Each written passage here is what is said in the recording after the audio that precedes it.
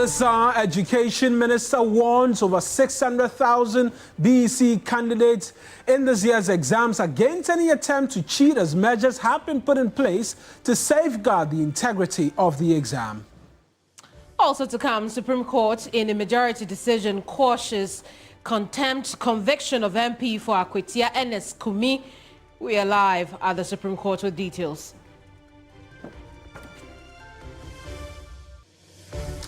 A lot later, Health Minister Kwabena Mintah Kando justifies government's decision to recall retired nurses and midwives to duty following a labor impasse which is threatening the foundation of healthcare delivery in the country.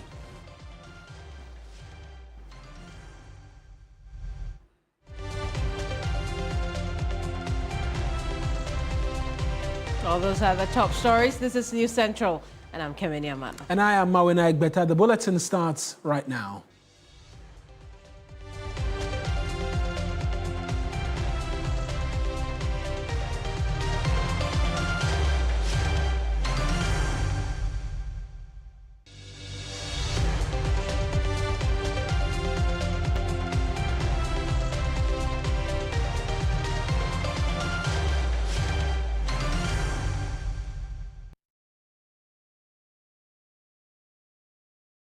Let's bring you our first story now. It's the first big step for over 600,000 BECE candidates who have most likely finished their first paper as of this afternoon. The Basic Education Certificate examination started some 35 years ago and organized by the West African Examination Council will, for the third consecutive time, see more females than their male counterparts sit for the placement exams.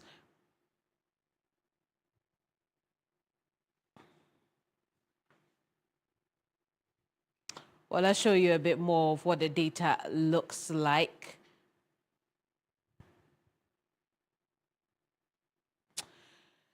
We'll show you a bit more of that a little later on the breakdown of those numbers. In the meantime, Deputy Director General for Management Services at the Ghana Education Services, Professor Smile Gavua GC, is also warning against any attempt to cheat, as adequate measures have been put in place to ensure the integrity of the examination.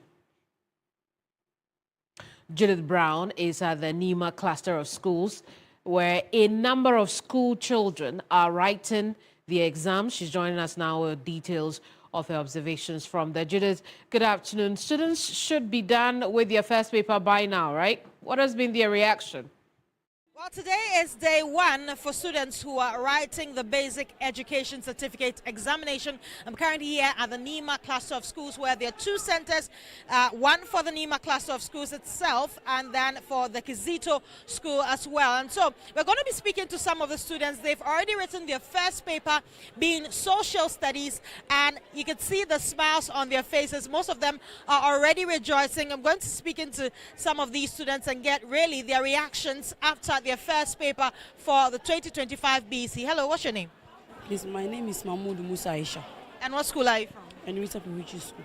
How was the paper for you? The paper was good because our teachers have really upped us. Like, because they let us sleep in the school for over 7 weeks, that they really prepared us. And what came in the exams was like cheap, but because they have prepared us very well and they teach us everything. So you were very prepared? Yeah, I was very prepared.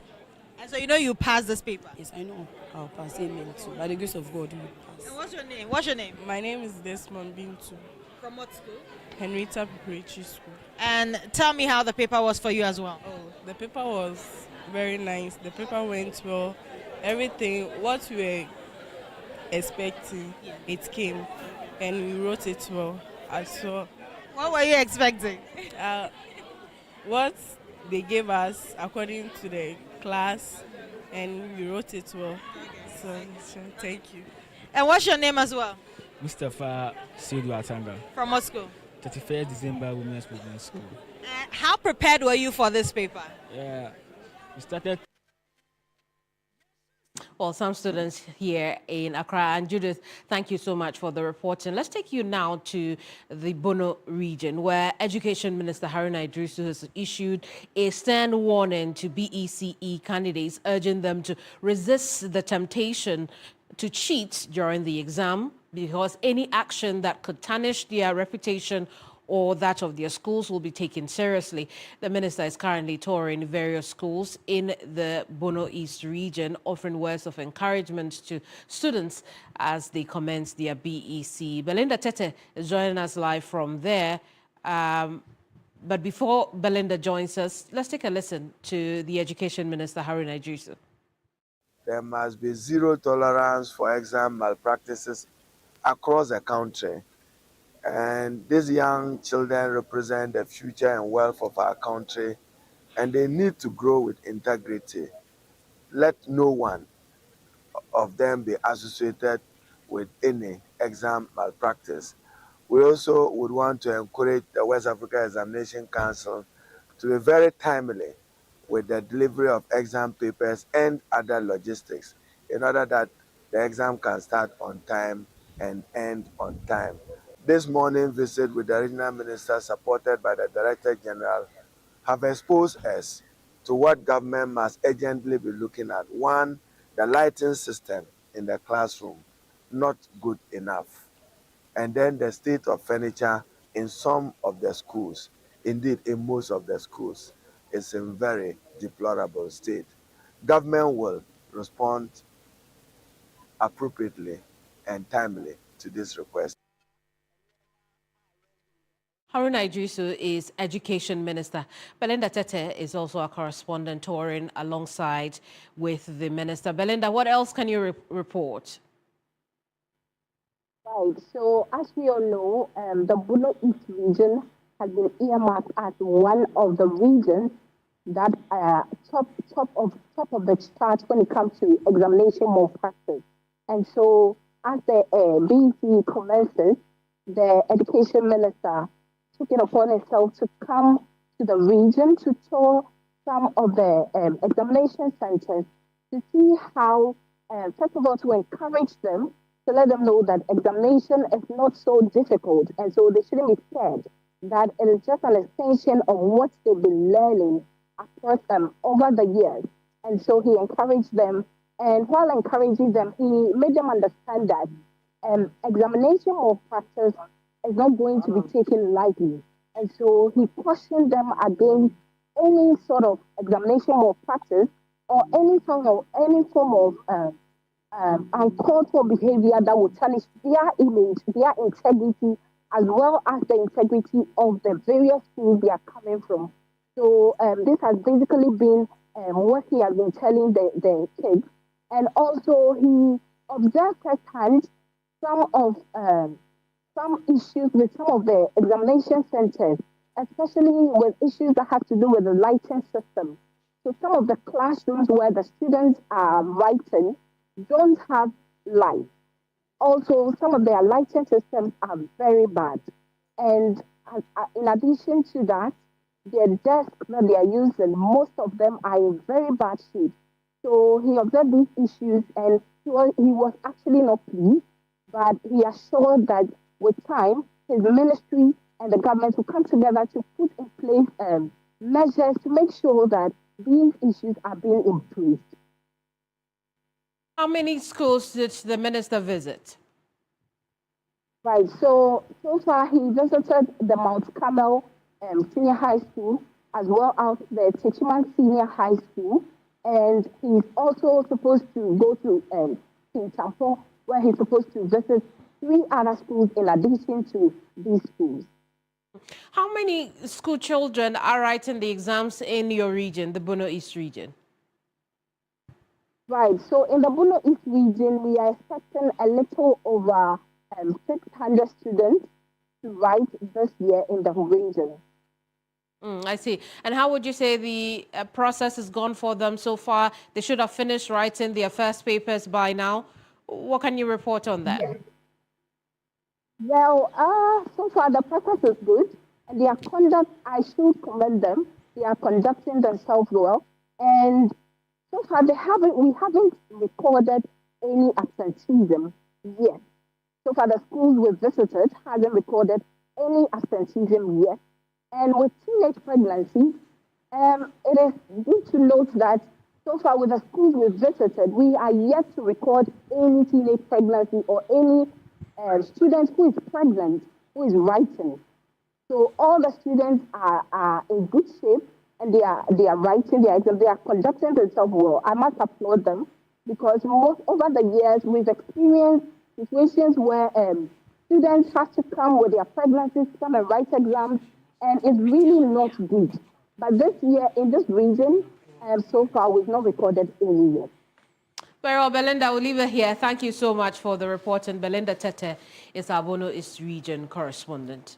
And we're staying on education because despite having just one laptop and no dedicated science teacher throughout their junior high school education, a group of determined pupils of the Cranton Junior High School in the Kwewafram Plains South District are poised to excel in their first external examination. Yvonne Nikwe has been engaging candidates and heads of schools who have converged at Tiasi to take part in the BEC. Let's connect right now.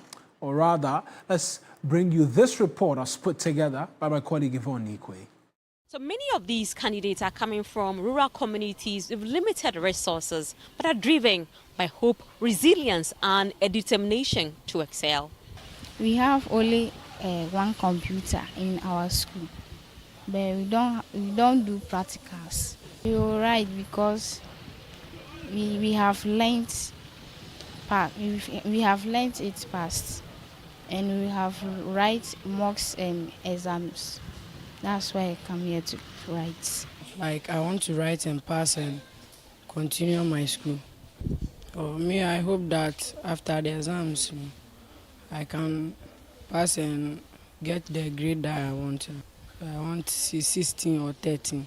So these are pupils of Cranton DA Junior High School sharing their expectations and what they hope to achieve by the end of this week's basic certificate examination. So in the midst of the disadvantages in terms of infrastructure, human resources, and other equipment, they must just write the exams to compete with those who have. Yeah, for instance, I'm having a challenge with science.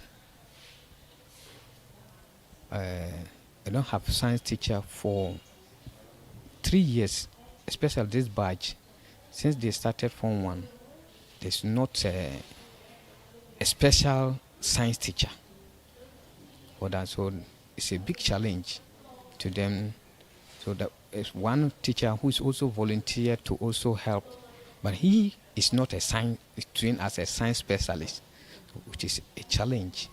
You have to find a way of managing it, but it will not be so effective compared to the one who is being trained as that particular subject. But one thing, we cannot also leave it. So we are managing it, which is a big challenge to them or to the school. Teachers, in fact, we are having a serious problem. We have a deficit about close to 300 district-wide. There are schools that have only one teacher from KG to P6. There are schools that I'm telling you about, few of them, about 4 or 5 schools that there's not even a teacher.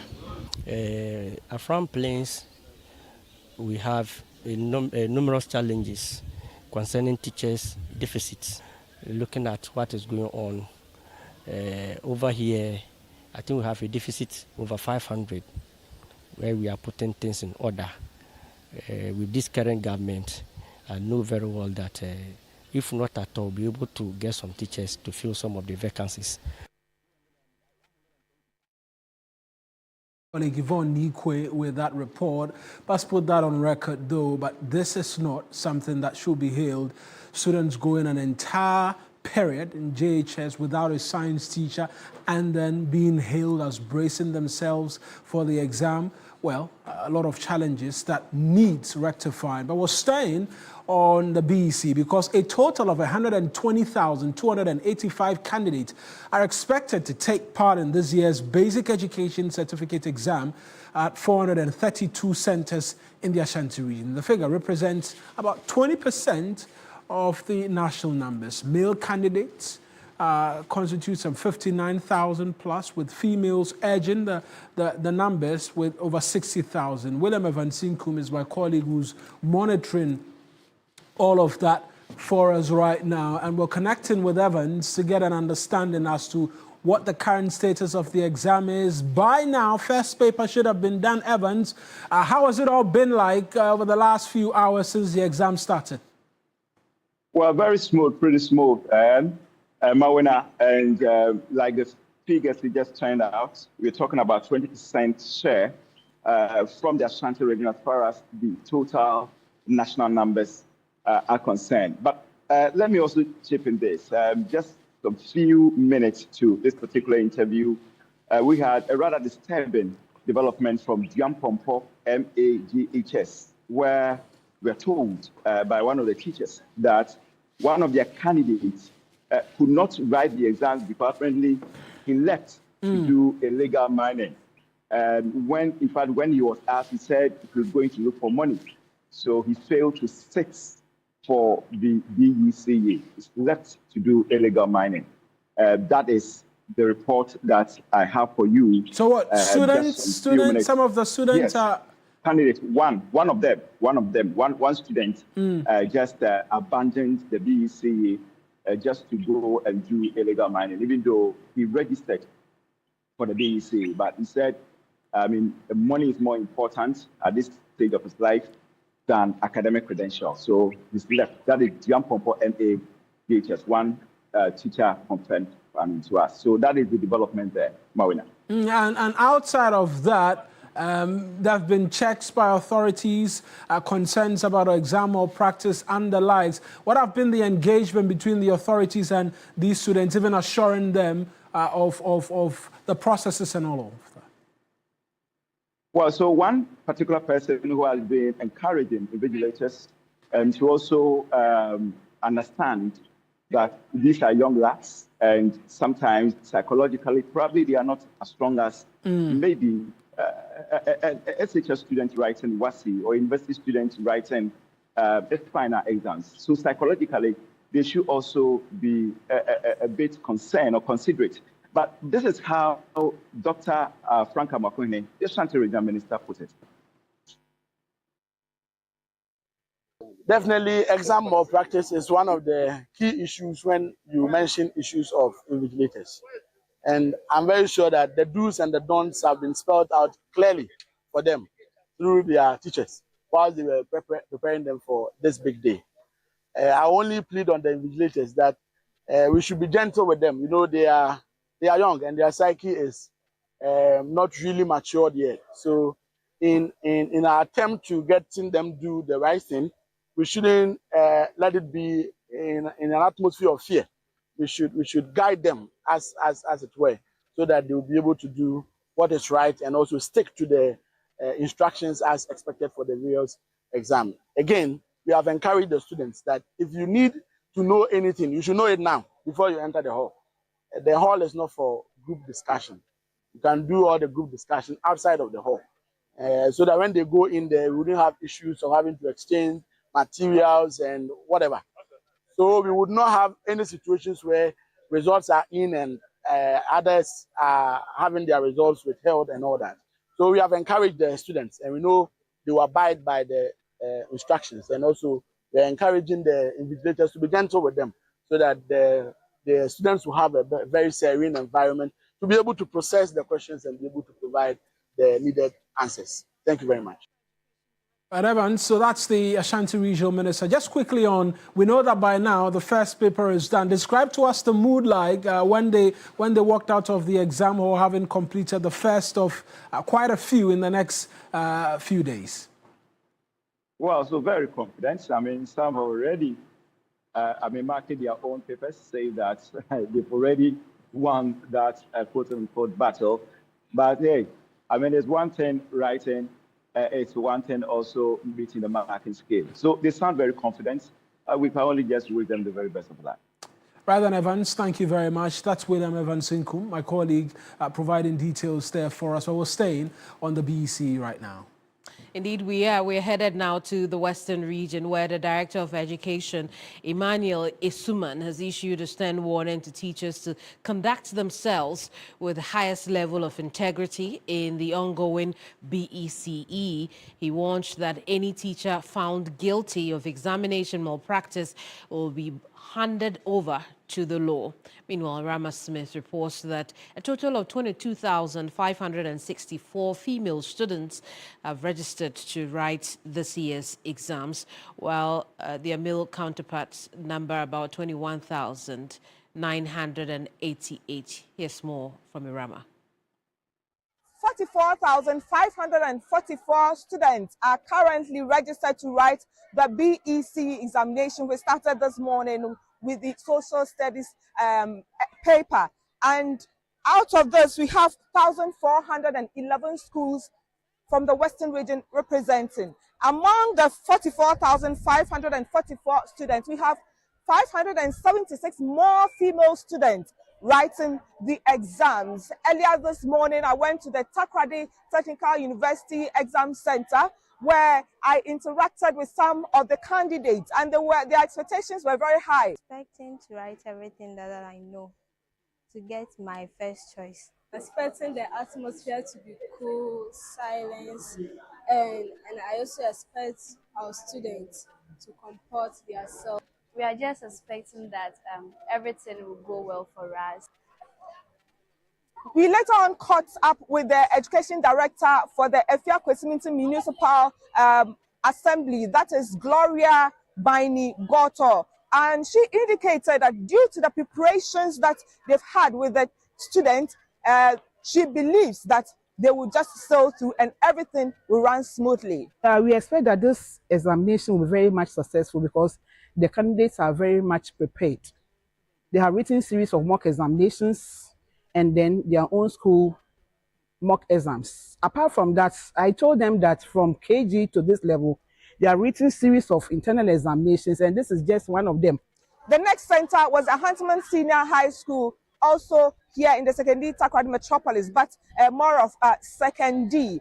And over here too, the exam was going on smoothly. They were already writing the papers. We caught up with the education director, and he has issued a strong warning to teachers to stay away from any examination malpractice, because anyone caught will be handed over to the law. For us teachers, our role and responsibility, make sure we teach the right thing so that the student will be confident when they enter the examination room. It is against our code of ethics that you are not allowed to. So I stand to be corrected that some teachers who were caught with these issues, they are handed over to the police doing further. Rama Smith with that report. And the Ghana National Association of Teachers says it will not shield any invigilator caught in the upcoming BEC on how it started exam engaged in any malpractice. Speaking exclusively to our Labour Affairs correspondent, Thomas Tanko Musa asked the invigilators to be circumspect in their work. The Basic Education Certificate Exams BECE will begin on Wednesday, June 11 across the country. Some 4,000 students are to participate in exams, while more than 1,000 invigilators have been recruited for the exercise.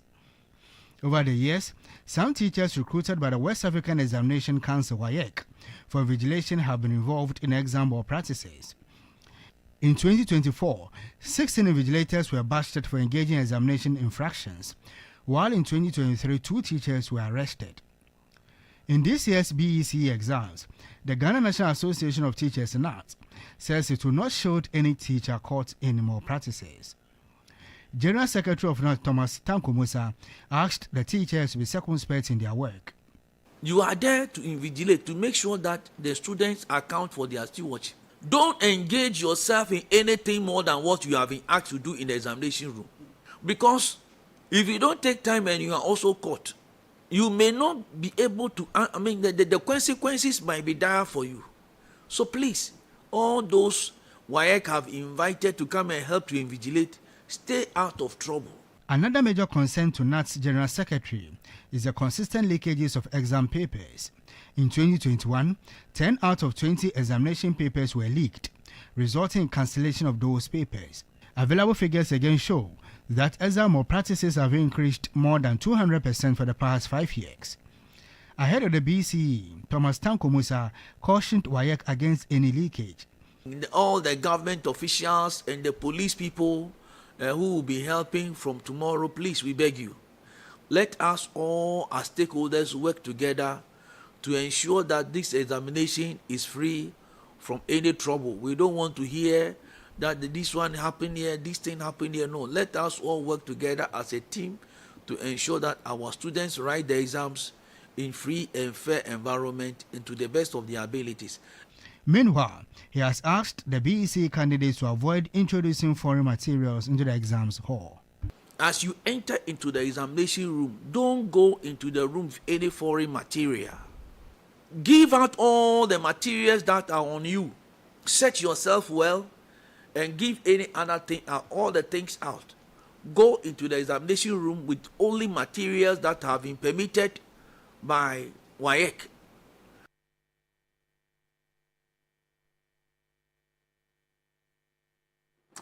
Right, and we're now going to bring you a bit more in terms of the numbers. We've heard 20% in the Ashanti region. What's the total number? We've mentioned over 600,000. Let's break it all down for you right now, because it's been a big step for a number of these 600,000 BEC candidates whom we're learning one has abandoned the exam to go and what? Mine illegally. Let's try and walk you through what the numbers are exactly this morning, as well as even they finished the first of the many that we're expecting them to be writing this particular afternoon, and walk you through really what the details are. And so this is the total number, but always, like we're learning from Evans, not everybody avails themselves to write the exam. And so 603,328, that's the number of students who've been registered for the exam. I can confidently say 603,327 based on what Evans told us, but that's just by the way. For the third year running, we're seeing more female candidates than men. So for the males, 297,250, that's 49.25%. Then a lot more women, 306,078, constituting some 50.75 of the total number of candidates seated and writing this year's exam. Let's bring you the top 5 most populous regions by numbers, and that's been led by Ashanti region, which we already know constitutes or is accounting for 20% of the entire numbers writing this year's exam. We're seeing more females in that category as well, 60,460 female candidates as against 58,894 males, and it runs in that particular direction all through in terms of the numbers in the respective regions. The Greater Accra follows next with the highest number, the Central region, Eastern, and then Western region as well. The number of centers we're seeing write the exams today, 2,237. That's the total number of exam centers we have today. And then there are private candidates as well. And so there are 15 private centers where the exam is currently happening at. Let's talk exam logistics finally. We have in 20,395 participating schools. We've told you about the exam centers already. We're expecting 2,237 supervisors, 2,237 supervisors, and then the invigilators, whom GNAT have been warning to be wary, not to be caught engaged in any exam or practice, 21,206. And so those are the numbers for you in terms of the candidates and the number of persons writing the exam this afternoon. Let's bring you a bit more stories right now. Indeed. Now, government is set to run a 24-hour shift at the Tema and Takoradi ports as it officially launches its 24-hour economy on July 1st, 2025. Speaking at the Ghana Horticulture Expo, President John Dramani Mahama said government will be deliberate in its revenue drive as it prioritizes export. Also implementing a game-changing strategy, the 24-hour economy initiative, to unlock Ghana's productive potential across all sectors. And I'm pleased to announce that on July 1st, the 24-hour initiative policy will be ready to go into operation.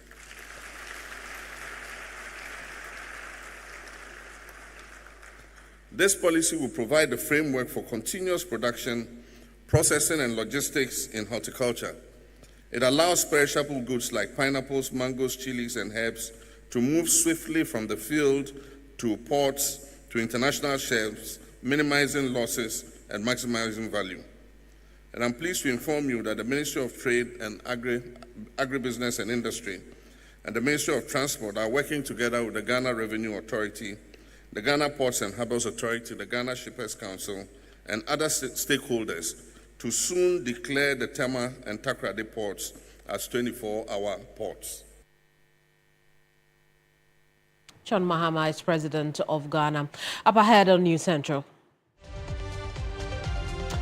It's day 3 of the full-blown strike of members of the Ghana Registered Nurses and Midwives Association. Will take you across the regions and find out how things are playing out for patients who are now being turned away from the hospitals.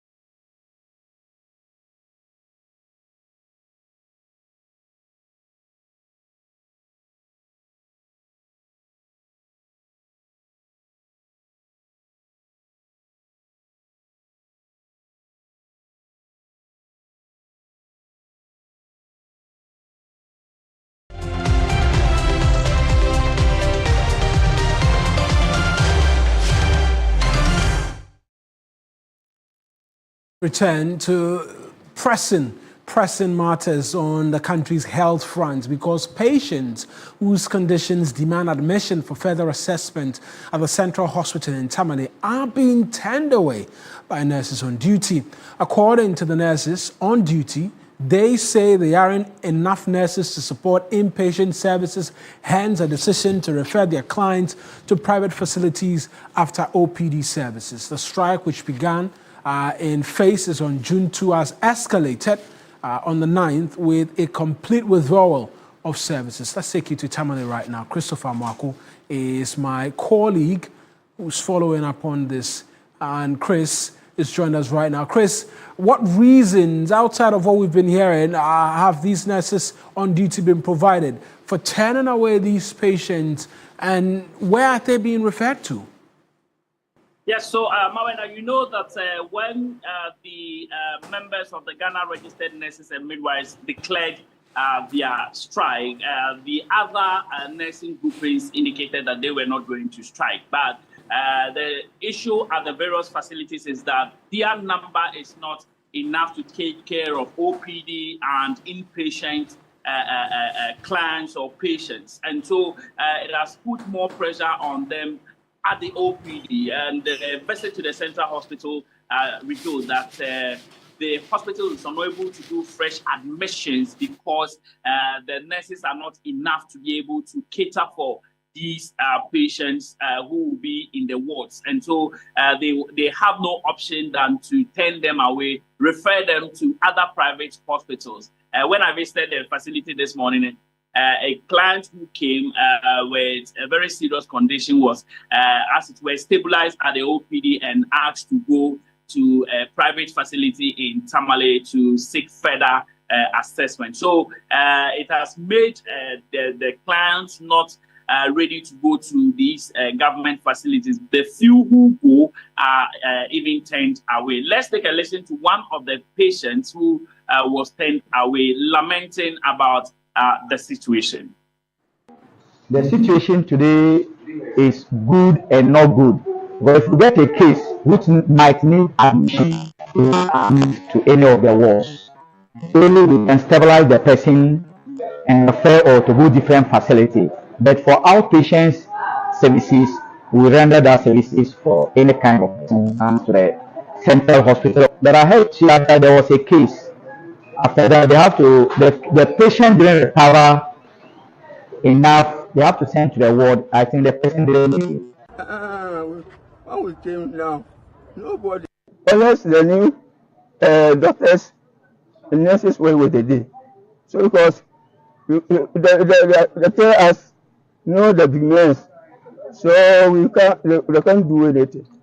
So they show us different hospitals where we are going to serve ourselves.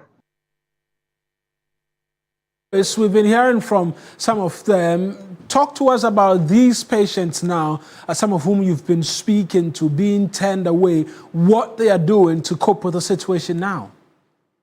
Yeah, so they are frustrated because one of them even told me that he entered a tricycle and traveled like 15 kilometers to the Central Hospital in Tamale to access medical attention. Unfortunately, he was asked to go to a private facility, even though they would have admitted him, but he was asked to go to a different facility again. So he's talking about the fact that he has to pay extra for the tricycle fares. He has to even go and pay cash and carry because the hospital that he has been referred to, they don't take the health insurance. And so it's putting some financial burden on him. He even told me that looking at things, he's not ready to even go to the private facility because he doesn't have the money to pay for the services that will be rendered him. And so it's putting a very big challenge on the patients who go to these facilities to access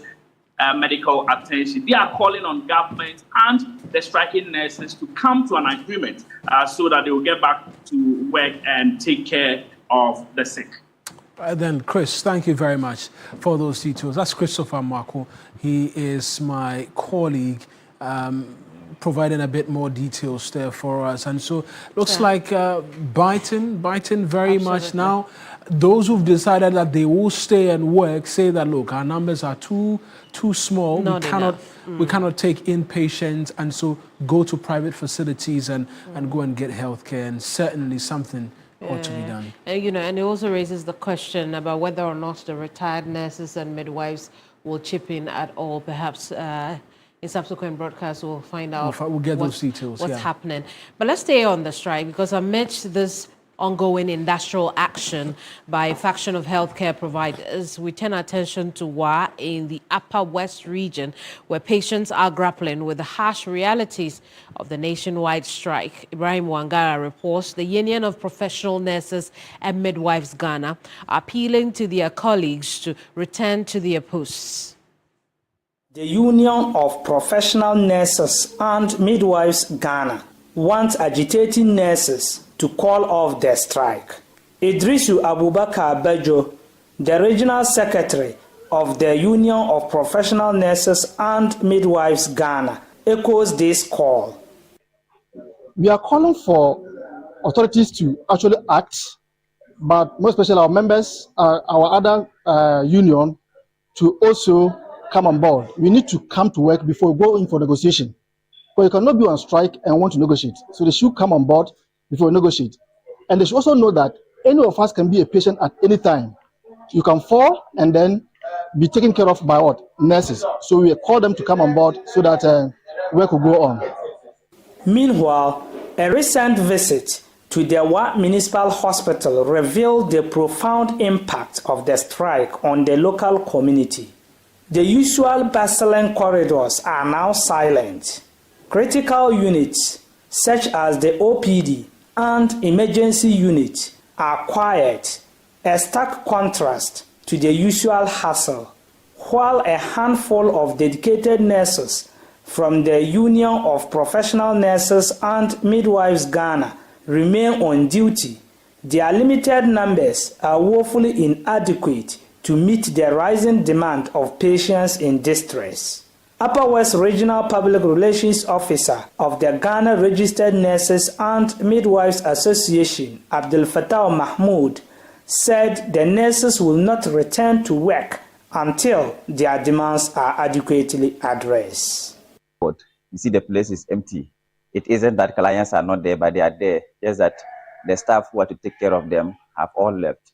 Like we said, it is not our plight to let the patient go through the ordeal they are going through. But at this point in time, we have nothing to do than to push back, because we have been pushed the wall for so long. Necessarily, we have been working for how many years today? GNAT is 65 plus years today. And we have been in this business together. Must we wait for somebody to lose a life before we now begin to listen to the cry of the poor nurse, poor midwife over there? No.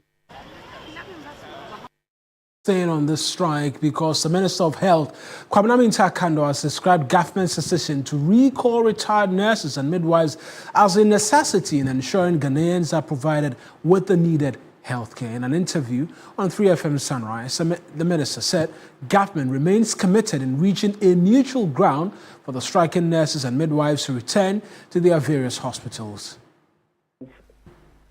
We assumed power. I have engaged them on several occasions on this agreement. In fact, it is a group I have met more than any other group in the health sector. In the health sector, we have more than 90 unions in the health sector. I see. Now, I'll give you an example, and this is just one example of some of the things we have been talking about. One, as part of the conditions in the initial stages, what they were forcefully pushing was the fact that government was supposed to renew their licenses for them. That's right. Johnny, number one, in as much as I appreciate the invaluable contributions by my cherished nurses to the health sector, if you attempt to solve one problem and you don't solve the problem well, you end up creating hundreds, if not thousands, of other challenges or problems. It is a fact that everybody's license is his personal property, and that is what makes you a professional. Not everything that is in the agreement is implementable. Please, we have not said we are not going to listen to them or we are not going to implement the conditions of service. We have not said anyway. And yesterday, if you look at my engagement in it, consistently, I have made a point that we need to engage.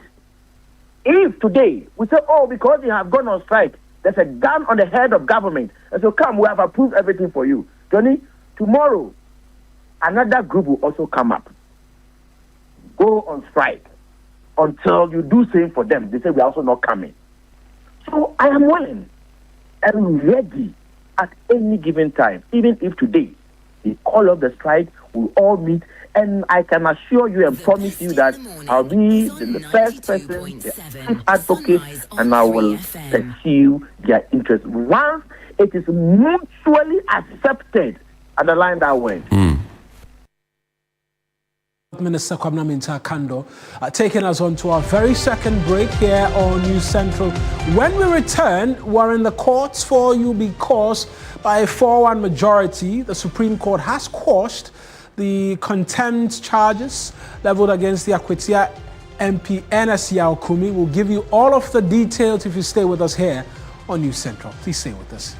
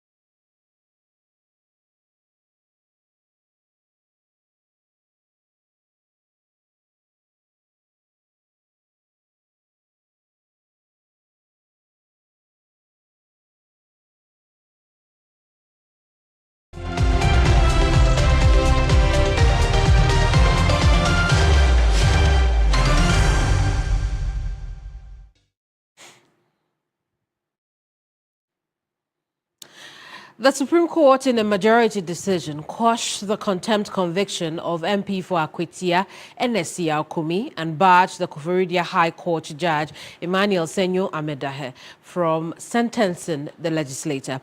The NPP MP filed a motion to quash the Koforidua High Court's contempt ruling order against him on February 19th, citing that the presiding judge erred in assuming jurisdiction for the parliamentary election petition for Akwetia. He averred that the Electoral Commission had not yet published the gazetted notification of the results of the Akwetia parliamentary election. This ruling follows a lawsuit filed by Henry Boakye-Yiadom, the National Democratic Congress parliamentary candidate and former MP, against the Electoral Commission, Kumi, and the clerk to Parliament. The lawsuit challenged the election results, which declared Kumi the winner with 19,269 votes as against Boakye-Yiadom's 17,206 votes. Meanwhile, the Apex Court also unanimously dismissed NS Kumi's reliefs, seeking to dismiss the election petition.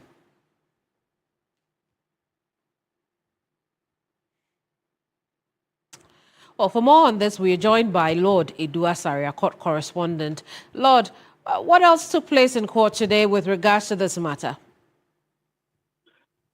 Right, Keminito, like you indicated, the Apex Court, first of all, granted NS Yakumi's motion to quash the Koforidua High Court ruling, meaning that right now he can still parade himself or serve as a legislator for the Akwetia constituency. I'd like to run us through the 5 reliefs that he was seeking at the Apex Court. Now, the Supreme Court dismissed the first, second, and third reliefs and then granted a 4th and 5th that had to do with quashing the contempt conviction and again prohibiting the Koforidua High Court Judge, Justice Emmanuel Senyo Amedahe, from sentencing him regarding the contempt matter. So, the 5 reliefs are as follows. The first relief has to do with, the first relief was a declaration that the petition filed by Henry Boakye-Yiadom, the NPP Akwetia parliamentary candidate. Hello, Lord. Can you hear me? Can you hear me? We can hear you clearly, but let's take a listen to lawyer for the Akwetia MP, Kwame Oredu, when he addressed the press. I'll come back to you. The debate about the petition pending before the Koforidua High Court, the Supreme Court said we should go back to that, but has prohibited the judge from sitting on that particular case. So yes, for that one, we may go back. I mean, we leave it up to them. We believe that it has no merit, but if they will pursue it, it's their own cup of tea. But let me put it on record. Honorable NS Yakumi is as free as a bird, and he remains the elected, sworn-in member of the good people, member of parliament for the good people of Akwetia. The conviction, the bench warrant, if you would remember, there was a bench warrant issued by the High Court Koforidua. It has been quashed as well. No, I'm referring to the injunction that was granted on June 6th, ahead of the June 7th. Yes, it was stayed. The bench warrant was stayed by the Supreme Court to abide the ruling today. So as at now, per the ruling of the Supreme Court today, no bench warrant exists. So everything has been quashed. He's a free man and he will continue his good work as an MP. But the question is, you remember that the court issued an injunction against his swearing in as an MP for everything the has been quashed because all those things were incidental. Also hear from Bernard Bediako-Beidu, lawyer for Henry Boakye-Yiadom, who took the matter to court. The Supreme Court has spoken, even though we are yet to get the reasoning behind it. But essentially what they are saying, it's not really a 4-1 majority decision with regards to the first one. The petitioners or the applicant filed a few reliefs, I think about 5 of them, with regards to the substantive matter. The Supreme Court, by unanimous decision, dismissed the 2 reliefs out of the 5. 3 reliefs, and then the 1, 2, 3, and then the 2 which essentially bordered on the contempt and prohibiting the judge from proceeding to hear the matter. Is what was greeted with a majority decision of 4-1. And so we await the decision, and then the reasoning, and we take it from there. Well, as we have heard from our court correspondent, that election petition itself still hangs. But we'll stay in the courts because Deputy Attorney General Dr. Justice Sremsai has filed 85 documents as part of disclosure the prosecution will rely on in the criminal case of former National Signals Bureau Director Kwabena Edubuahin and 2 others. The High Court adjourned the case to June 26 for defense lawyers to file their witness statements and also for the continuation of the case management conference. Let's get more from Lord, who's still here with us. Lord, before we hear from counsels, talk to us about what went down with regards to this case. We say there was disclosures. What are we talking about? Okay, so the disclosures that Dr. Justice Sremsai put up before the court, he outlined 85 documents, including witness statements that they were going to rely on in the matter of the former National Signals Bureau Director. Now, he told the court, among other things, that it came to the fore from investigations that Kwabena Edubuahin had not, as it were, declared its assets, and that, and then among other things, was included in the disclosure that they have filed. 85 documents. They actually read through all of them in open court, and then at that point, the presiding judge asked the defense lawyers to complete their witness statement that they rely on, file their documentation as well before the next adjourned date.